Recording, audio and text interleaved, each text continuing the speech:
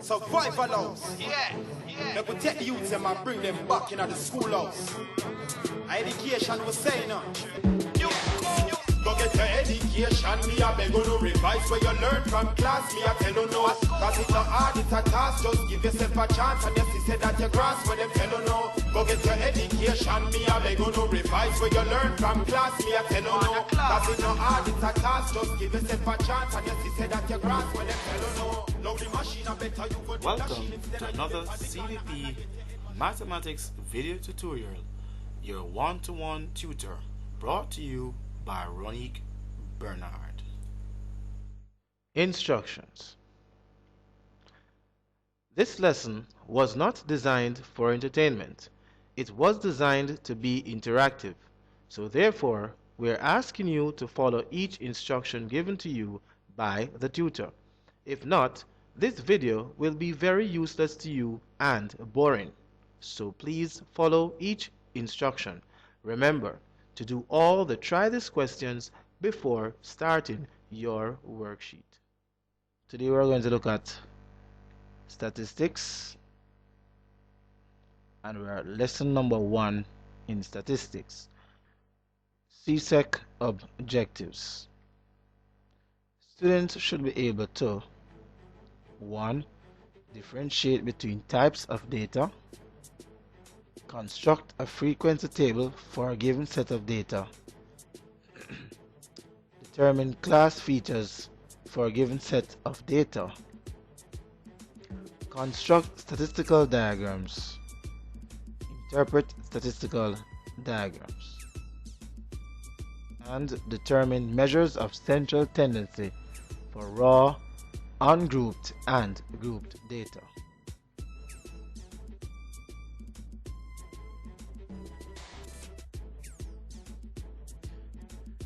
Measures of central tendencies. Okay, at this time we're going to use this comic strip to introduce the concept measures of central tendencies. How many students come in the month of October this year? So here's a question that she's asking. She would like to find out how many students came in the month of October for this year. Let me see. So she's now going to go into the files and to determine that number.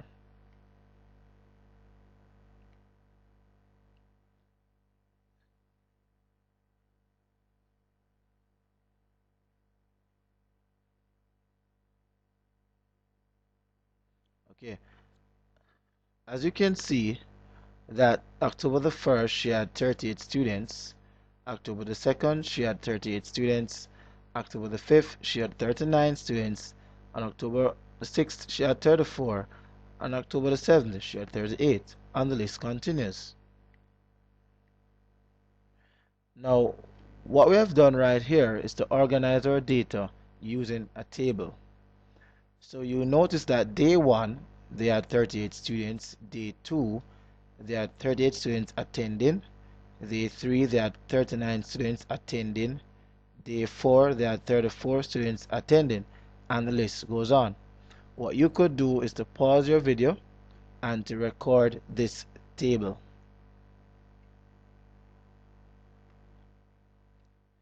Now the data collected here can be described as a discrete variable. A discrete variable is defined as a variable which can only take certain definite values, usually what? Whole numbers. So numbers that, so in terms of what, let us look at the word variable first of all. Now the word variable, this word here, is coming from the word vary, or to vary, which means to change. So what we're noticing that the days change, and we also notice that the number of students attending classes on a given day has also what? Changed. So you can see that there's a difference between 38 and 39, 39 and 34, 34 and 37. So you'll see that the number of students who attend classes on a daily basis are never the same. So sometimes they are the same, sometimes they are not. So we say that the attendance varies or changes. Now, this data is discrete simply because it is not continuous. So you only have whole numbers. Now, a data that is continuous would have a decimal point. So you maybe have 39.6, 39.7.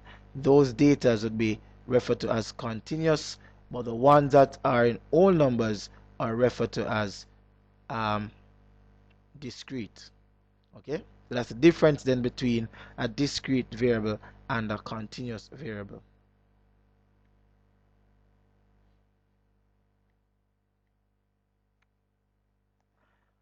I wonder what is the mean average attendance of this class.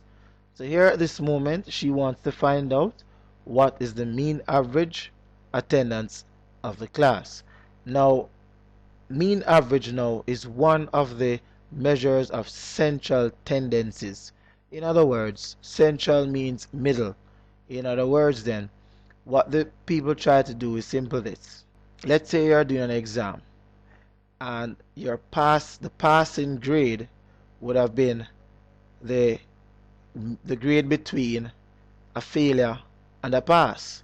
So below the passing grade, you'd have failed the exam, and at the passing grade or above the passing grade, you'd have passed the exam. So therefore, the passing grade would have been an example of a measure of central tendency. In other words, measure meaning something that we is a standard to which everything is measured to. So the passing grade, everything is measured to that to determine if you have failed or if you had what? Pass. Is that clear? So if you get below the passing grade, then you'd have failed. If you get above it, then you'd have passed. So we are measuring your performance as pass or fail against the passing grade. That's clear? Good. So tendencies then, central tendencies. In other words, you're moving towards the middle grade or away from the middle grade. So which would be above or below. And that's what we mean by measures of central tendencies. So now we are going to find out how we can help this young lady or what she has done to find the mean average of the attendance of the class. Let me see.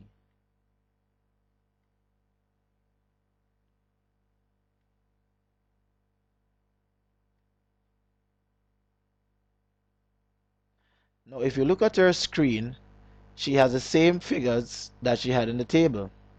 And then what's the additional thing that she has apart from the numbers? Good. She has a what? A plus sign. And this plus sign indicates what? It indicates that she's adding up all the what? The numbers. Okay.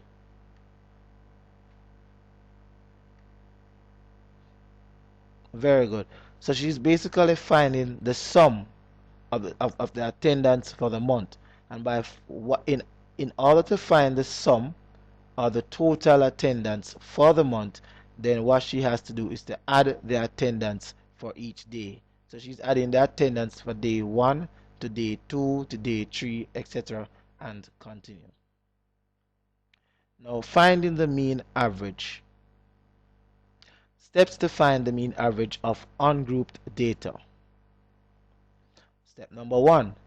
Add all the numbers representing the frequency to find the total frequency. In other words, the attendance is referred to as frequency. How many students attended classes for a given day?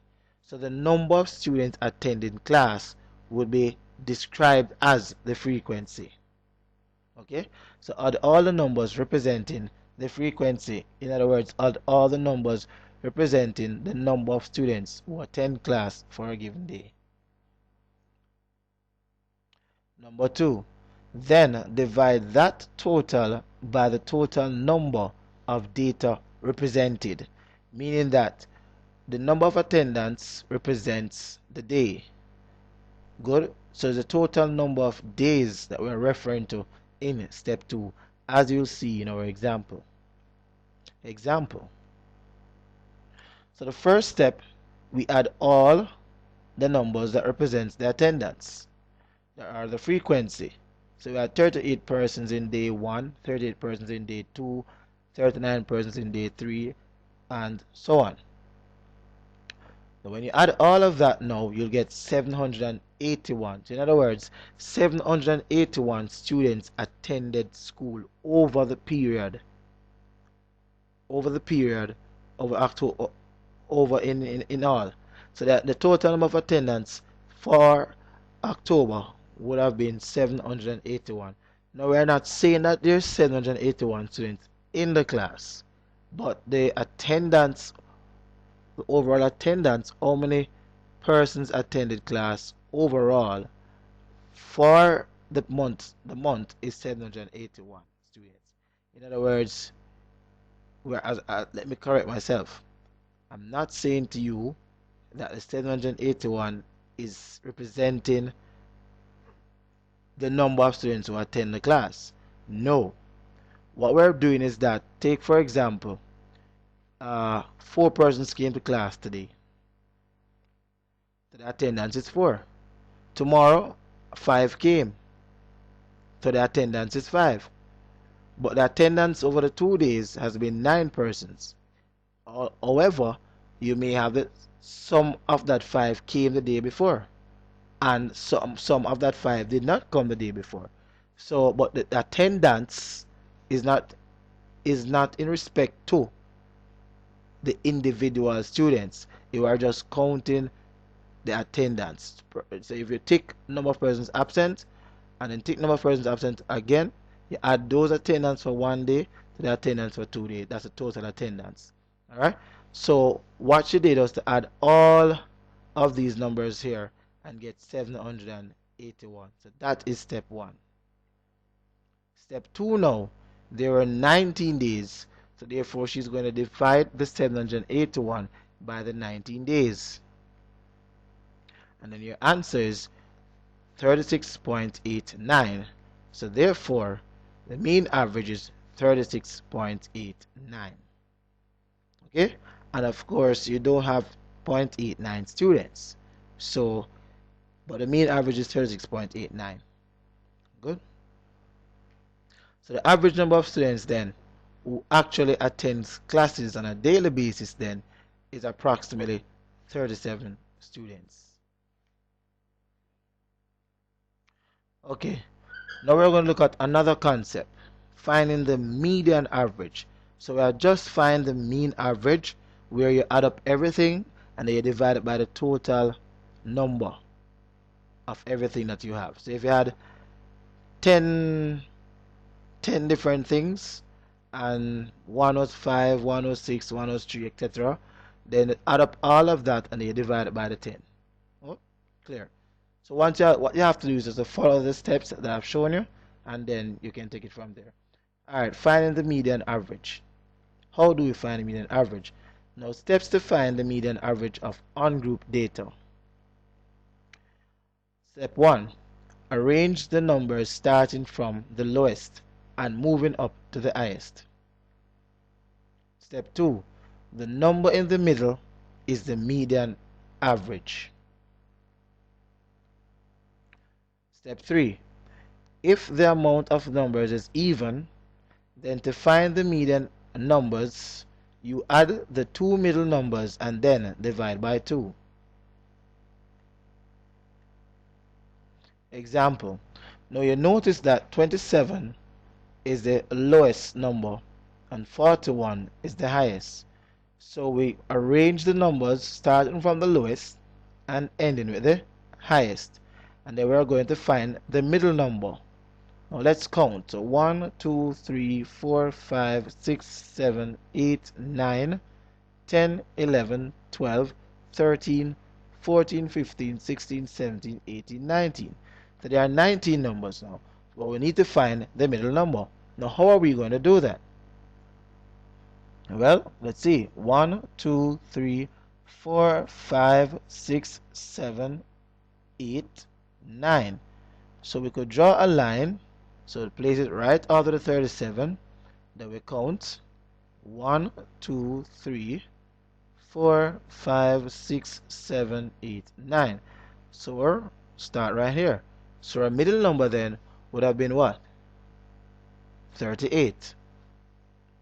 Good. So what did we do? We make sure that on both sides of the middle number, which is 38, you have an equal amount of numbers. So on this side of the middle number, we have what? 1, 2, 3, 4, 5, 6, 7, 8, 9. And on the other side of the middle number, we have the same amount. 1, 2, 3, 4, 5, 6, 7, 8, 9. So once again, once the numbers are on one side is equal to the numbers on the other side, then the middle number would be your median average. Let us now find the modal average. Steps to find the modal average of ungrouped data. Quite easy. Number 1.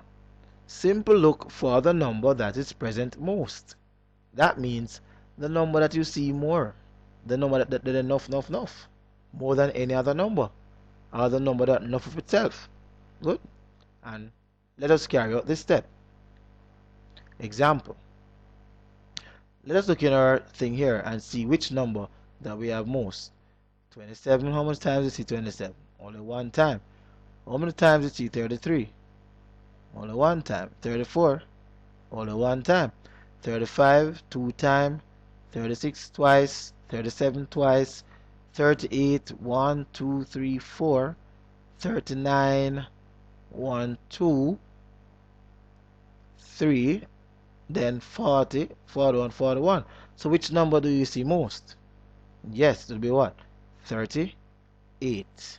So the modal average is equal to 38. So remember now that the modal average is the number that you see occurring the most, or that has the highest frequency, which would be 38. Try this question. Determine the mean, median, and modal average of the following numbers: 7, 4, 3, 5, 6, and 5. So pause your video at this moment and you're going to find the mean, median, and modal average of these numbers. Answers are: the mean is 5. The median is also 5. And the modal is also 5. So all three averages are the same. Okay.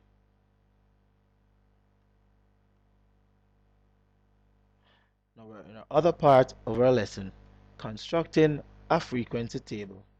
Now the questions that you should be asking: how is a frequency table constructed? So in order to know the answer to that question, all you simply need to do is to look, listen, and see how this table is constructed. Now, frequency distribution table. So another term for the frequency table is really the frequency distribution table. Definition for the term frequency. Now, the frequency of an event or observation or score is defined as the number of times an event has occurred, or how many times the event has taken place, or how many persons have the same height, score, weight, etc. Now let me explain this to you. So we are saying the frequency of an event or observation or score is defined as a number of times an event has occurred. In other words, using the example that you were shown before, we realized that 38 was the modal average. But the question is, how many times did you see the number 38? 4 times. So the frequency then of that number is for. So simple. To find the frequency of a particular data, you have to count the number of times you see that data. To determine the frequency of an event, we count the number of times it happens. The total number of times is the frequency. Example number 1.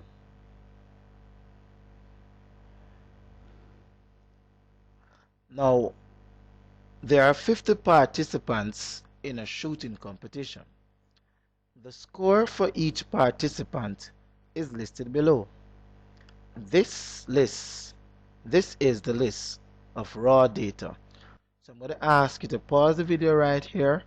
Write down this information as you see on your television screen. Do that. Okay? And then you're going to count how many scores you have there. Alright. Good, you have done that. Now you should have counted 50 scores because each number is the score for each participant in a shooting competition. Very good. So the score for each participant is listed right here. Now also note that this is what we call ungrouped data because it is not grouped. They are just there by themselves. Alright. Now we're going to construct a frequency table for these scores. Now notice now, I'm going to ask you now to draw this table for yourself underneath the numbers that you have written down before. Alright. Now I'm going to ask you now to find the frequency for 0, 1, 2, 3, 4, 5, 6, and 7. And you're going to write them in the frequency column. So do that now. Alright. Now I hope you had paused the video to do that. If not, pause the video right now and write down the frequency for each score. Okay. Now let us see now if you and I will have the same answer. Now we're going to start off with 0. I mark out 0 one time. Then I write down my 1. Mark 0 second time. Then I write down the other one. I mark my 0 again. I put a stroke to represent that. Then I mark another 0. I put a stroke to represent that. Then I mark another 0. And I put a stroke to represent that. Now, this is what we call a tally version. Now, after 4 marks that you cross, use a diagonal line and run it across. And that will be one bunch. So this is one group. So this is 1, 2, 3, 4, 5 persons scoring 0. Is there any more? No, there are not. So therefore, we're going to write our 5 there. Good? Did you get 5 persons scoring 0? Okay. So we're on score number 1. So I have 1 person so far, 2 persons so far, 3 persons so far, 4 persons, 5. Okay, so I have 5 persons there. 6, 7,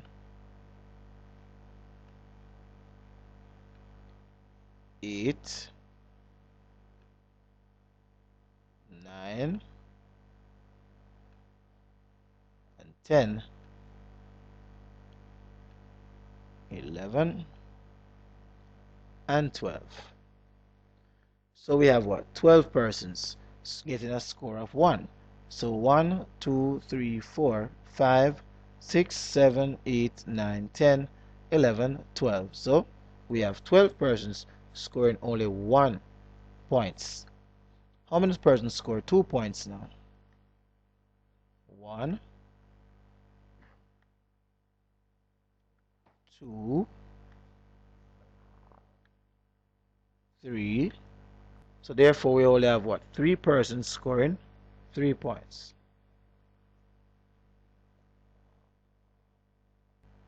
So now we're going to find out now how many persons scored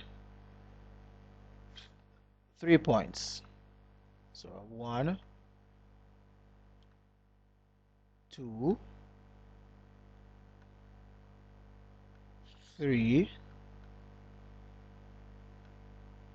4, 5, 6, 7, 8, 9. So we have 9 persons scoring what? 3 points. Now let's see how many persons scored 4 points. 1, 2, 3, 4, 5, 6, 7, 8. So we have 8 persons scoring 4 points. Let's see how many persons scored 5 points now. 1, 2, 3, 4. So we had what? Only 4 persons scoring 5 points. Now how many persons score 6 points? 1, 2, 3, 4, 5. So we have 5 persons scoring 6 points. Now how many persons now score 7 points? So that's 1, 2, 3, 4. So we have 4 persons scoring 7 points. So to get the total frequency now, all we're going to do is to add all these numbers here from 5 to 4. Good. So when you add 5 plus 12 plus 3 plus 9 plus 8 plus 4 plus 5 plus 4, you get what? 12. Sorry, 50. So 50 persons there. So therefore, that's how you construct a frequency table. So simply, you have all the data on one side, then you tally it up. So every one you cross out, you place a stroke. Good. And then you, at the end of that, you count the number of strokes, and then you write in your number there. And you do the same for every score, and then you add up everything, and therefore you could find your total frequency. And that's how you construct a frequency table. When constructing the frequency table, always start from the lowest recorded data and continue to the largest recorded data. So as you can see, our lowest recorded data was 0 and our highest recorded data was 7. Now we are going to look at another concept. How do we find relative frequency of an event? Now, calculate the relative frequency of the score 5. So where's the score 5? Right here. So we're using the same information.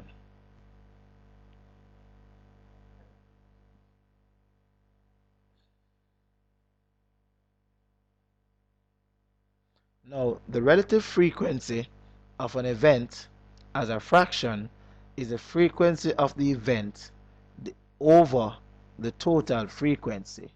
So we want to find the relative frequency of 5. So what's the frequency of 5? It's 4. And what's the total frequency? It's 50. So therefore, the relative frequency of the score is 4 over 50, which is equal to 4 divided by 50, which is equal to 0.08. So all we simply did, we write it as a fraction first, 4 over 50, then we convert it from a fraction to a decimal. There it is. So the frequency of the event is 4, and then the total frequency is 50. So therefore we'll place the 4 over the 50, and then we divide the 4 by the 50, and then you get 0.08. Now, very hard concept for many persons. So I'm going to ask you to pay attention to this one, the probability. Now, but before we go to probability, question, how do we calculate the relative frequency again? Alright, how we do that? Simply, you divide, you put you write it as a fraction, where you put the total frequency of the event over the total frequency. Very good, you remembered. Alright, let's move on to probability. Now calculate the probability that if a score is chosen at random, that it is greater than 4. And probability now is equal to what? The frequency of the event and the total what? Frequency. So therefore the frequency of the event divided by the total frequency. Now let's read the question again. Calculate the probability that if a score is chosen at random, that it is greater than 4. What are we going to look for? Frequency of scores greater than 4. So frequencies of scores greater than 4. So here's 4.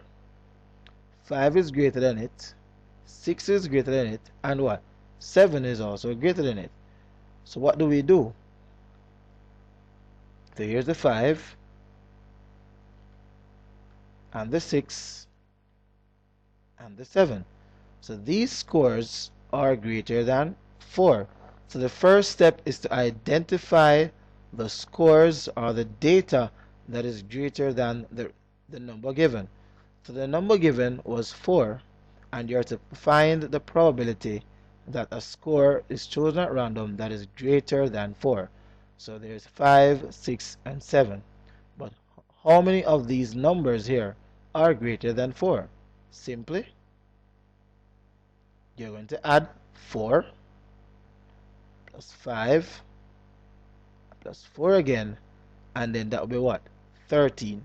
So obviously your first step is to add the frequency of each of these numbers, and then you're going to now have that as your total frequency of event, and then you're going to divide that now by the total frequency, which is 50.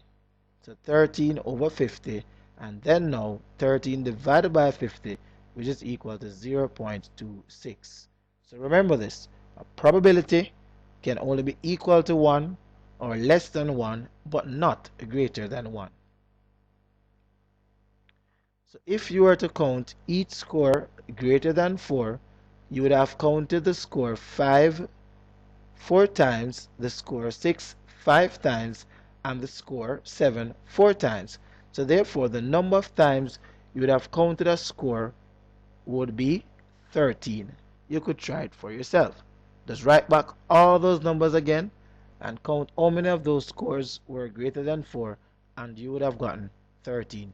I'm going to ask you to pause the video and try this now so you can see for yourself that the answer is correct. Very good. Now try this question number 1. The shoe size of pupils in a class are 4, 5, 8, 7, 5, 8, as the list goes on. Draw a frequency table to represent the information given. Part B. Calculate the relative frequency of a size 6 shoe. And Part C. Calculate the probability that if a pupil is chosen at random, that he or she wears a size 7 shoe. Pause the video and try this question now. Answers. So this is your frequency table right here. So if you have this table, then your answer to part A would have been correct. Relative frequency should be equal to 0.1. If you had this, then the answer is correct.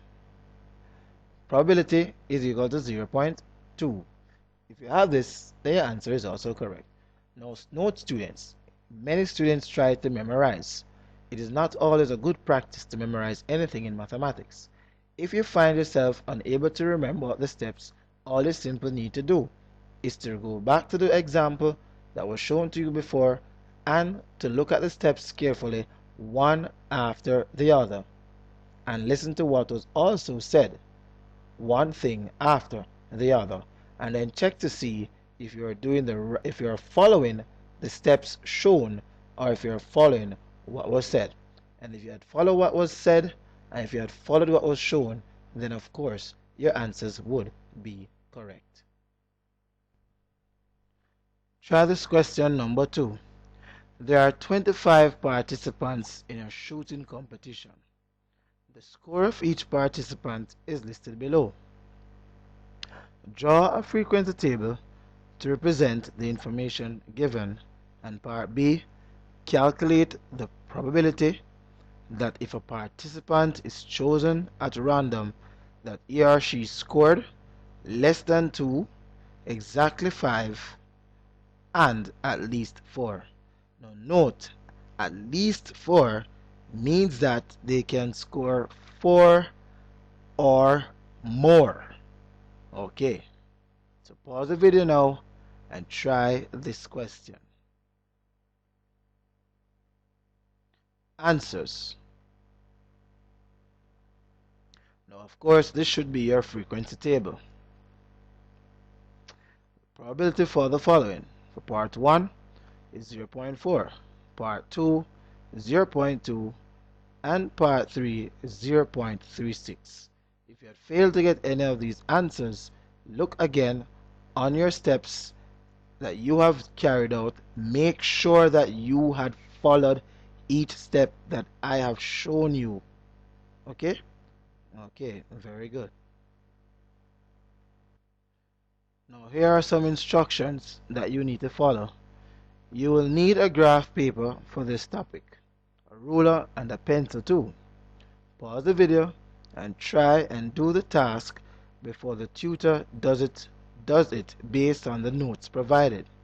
Look and listen to the tutor before you begin to write any form of notes. Whatever the tutor asks you to do, pause the video and do it. Make sure that you're not just watching the video like that. Make sure you're following the instruction. Remember, if you fail to follow these instructions that are given to you throughout the lesson, then the lesson will prove to be useless and boring to you, and it will not help you any at all. So follow instructions. So we're going to look at now an histogram. Histograms are made from drawing vertical rectangle bars on a graph paper. Each bar are of different widths, meaning one can be 1 centimeter wide and the other 2 centimeter wide. These bars are always drawn vertically and are joined side to side without leaving any space. Frequency values are on the left vertical line